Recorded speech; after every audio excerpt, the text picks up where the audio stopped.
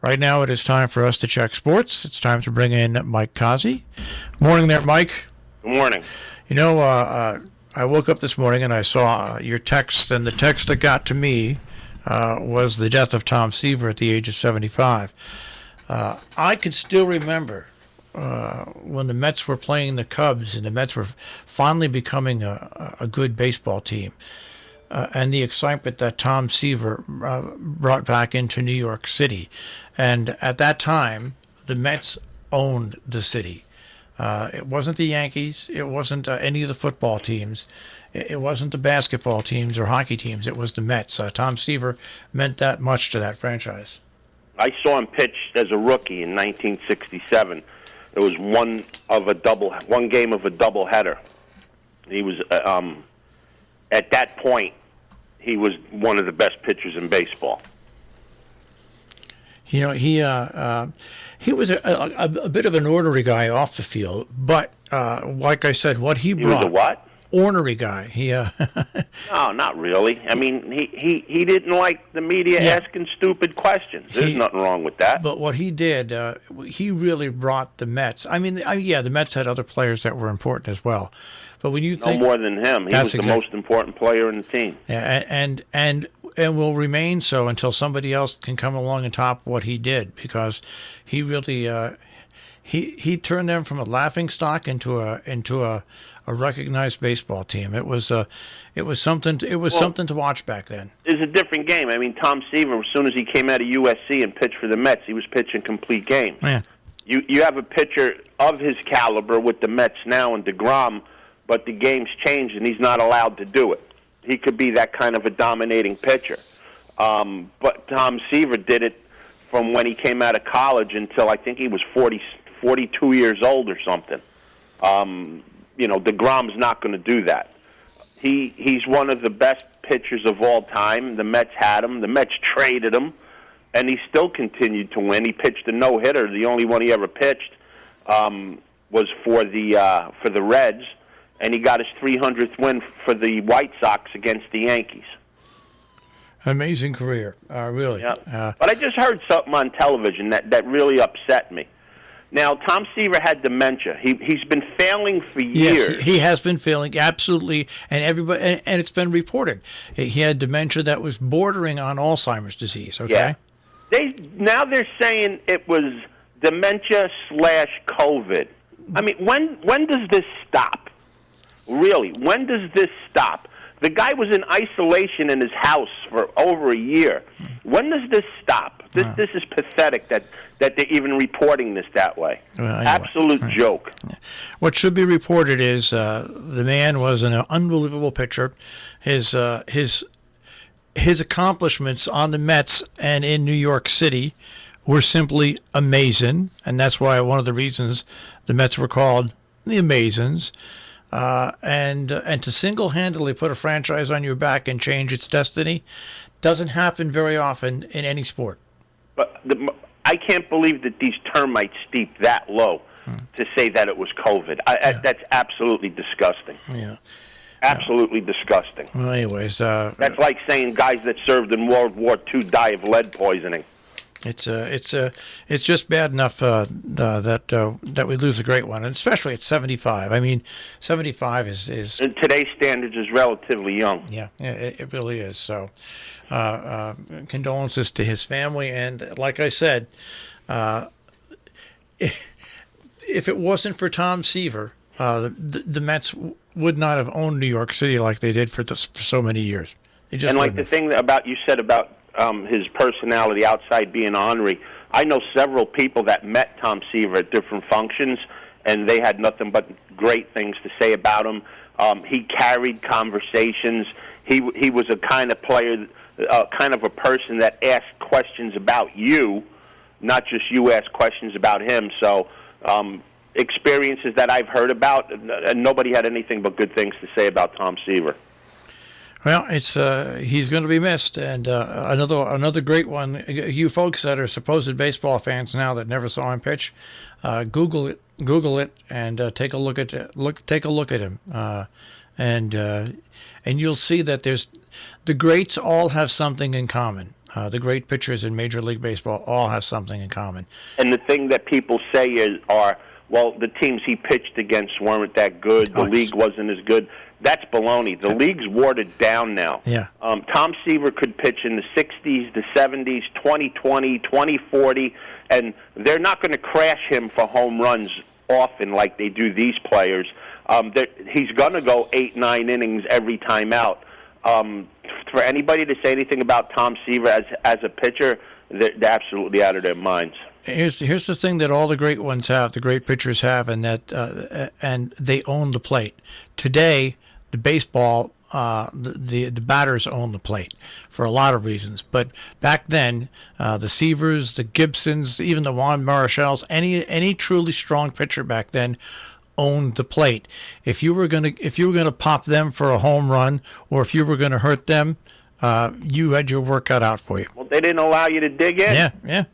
These guys nowadays, they put a beach chair in the batter's box. That would never happen with the great pitchers. Yeah. They all have that in common. They own the plate. And the thing about them is, all the guys you mentioned, they could put any pitch anywhere consistently at any time. Yeah. Nobody can say that in today's game. When you go back to baseball, when there was 12 teams in each league, when there was only 20-some teams, the quality of play, the consistency of play, was truly amazing. It had to be better because, like you said, there were less teams and there were more minor league teams. Yep. So the chances for you to get to the major leagues was fewer, and for you to get to the major leagues, you had to be pretty darn good. And that's why here, when Steve Blass made it to the major leagues and pitched in the World Series and did so well, and he came out of Housatonic Valley Regional High School, it was an amazing thing because he did it in that time. He pitched. Yeah. He did. I mean, not to make light of things, but just to get involved in pro ball back then was a lot harder than it is today. Unbelievably harder. All right. With that being said, Tampa Bay beat the Yankees last night. Crazy stuff.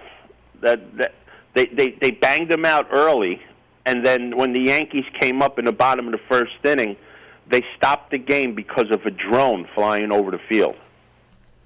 I mean, what the heck is going on? What it A is, drone was flying over the field. The umpire stopped the game, pointed to the drone, waited till it went away, and then because there's no fans, you can hear what they're saying. The umpire said, "Do you guys want to wait or you want to start?" Then both managers said, "Let's go, let's play." You know, people in our society today are just crazy. That's because They're sick. That's because of all this social media stuff, flying drones over. You know, here's what people, and I've even said this about NFL coverage, and when they put these cameras on these huge cables above these stadiums, you know, sooner or later one of those cables is going to break. And one of those 300-pound cameras is going to fall. Yep. It just goes too far. You just go too far. Yep. Anyways. I mean, you have the helmet cam, you have all this stuff. Everybody wants to be on the field. Well, guess what? You can't be on the field because you can't play the game. That's exactly right. Oh, well, anyways. All right, so there's that. Now, what else happened in sports? The Avalanche won last night, so they forced a Game 7. They were down 3-1. They beat Dallas last night pretty handily, and that forces a Game 7. I think that game will be tomorrow night. I'm just waiting for this to come up. That'll be on Friday, Dallas at Colorado in a Game 7. Tonight, the Islanders hope not to get to a Game 7. They play tonight at 7 o'clock, looking to wrap that up. And then, again, following them will be the Vegas and Vancouver series at 9:45. So both Vegas and the Islanders look to close things out today, and hopefully the Islanders can, because if it goes to a Game 7, advantage Flyers. Once you blow a 3-1 lead, things are pretty tough. All right, now we've got some racing to talk about today. Yeah, our picket of the day today is going to be in the first race at Saratoga. Hopefully it will be on the turf. Yesterday everything came off everywhere, so that was a mess. But the first race today is a maiden $75,000 claimer going 1 1/8 on the turf.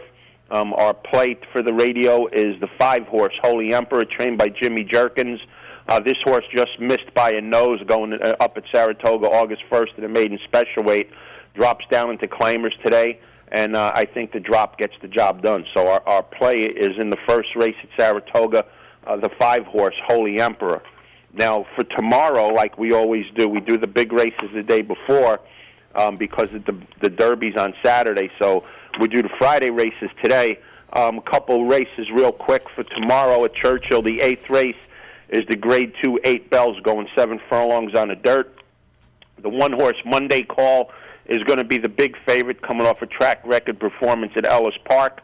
But watch the number 5 horse, Sconson, who won a pretty big race at big odds, almost 20-1 at Churchill Downs back in June. So a 1-5-5-1 is the playing the 8 bells. From there, we're going to go to, let's move quickly here, the 10th race, the Ali Sheba, Grade 2, mile and a 16th for older horses. Mackenzie's going to be a 6-5 favorite. In my opinion, Mackenzie isn't Mackenzie anymore. He's coming off a layoff since last July, and to jump into these deep waters is going to be pretty hard for him to win at a very low price. 2 horses I'm looking at here. Owendell's going to be closing. If there's enough pace, he'll get there. It doesn't look like a lot of pace in the race, so you have to respect the 1, Silver Dust at 15-1 for Brett Calhoun from the rail. He's going to make the pace, and if he doesn't get pushed, he can walk around the track. So we're going to go to 1-3-3-1 in the 10th race, the Grade 2 Ali Sheba. From there is the La Troyenne, a Grade 1. This race is for older fillies. We're going to stop right with the 8 horse, Monomoy Girl. She was just superb. She's had a superb career, winning 11 out of 13 races. She got a little bit of a layoff for injury after the distaff. She's back now, rattled out 2 wins, one at Churchill, one at Belmont. She looks right. Her works are good. Nobody's going to beat Monomoy Girl in the La Troyenne. And then the big race for tomorrow is the Kentucky Oaks, a Grade 1. Swiss Skydiver's got the rail, got the speed. She's going to go as far as she can, as long as she can. The horse that's getting all the ink is the 5, Gamine from Bobby Baffert. This horse has never been 2 turns. In my opinion, isn't bred to go 2 turns. He's going to get a ton of action in here, but I don't like this horse at all in this race tomorrow. Swiss Skydiver is going to be the speed, and I think the horse you got to watch to upset her is going to be the 4 horse Speech. This horse is coming off a record-breaking performance in the Grade 1 Ashland at Keeneland on July 11th, and I think the difference between the 1 and the 4 is going to be the time off. Swiss Skydiver recently ran on August 15th, which was a little more than 2 weeks ago. Speech has a nice rest coming into this race.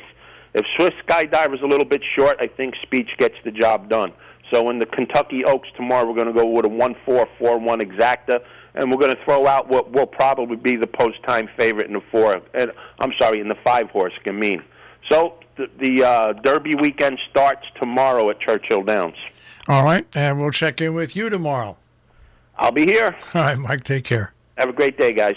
Mike Cozzi with a check on sports this morning here on Robin Hood Radio. Once again, you can get his internet pick on the web at robinhoodradioDailybugle.com. Click on Cozzi's Corner.